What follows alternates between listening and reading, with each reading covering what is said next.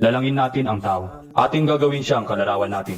Nang simulang likain ng Diyos ang lupa at ang langit, dilim ang bumabalot sa kalaliman. Magkaroon ng liwanag. Iyon ang unang araw. Magkaroon ng kalawakang maghahati sa tubig upang ito'y magkaiwalay. Iyon ang ikalawang araw. Magsama sa isang dako ang tubig sa silong ng langit upang lumitaw ang lupa. Ang lupa ay tinawag niyang daigdig at karagatan naman ang nagsama-samang tubig.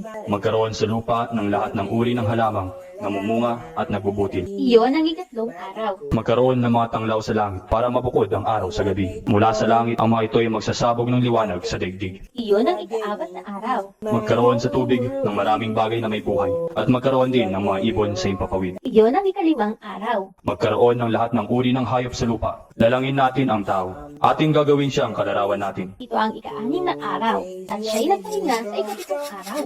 Lubos na nalugod ang Diyos ayon sa pagkakagawa niya sa tao.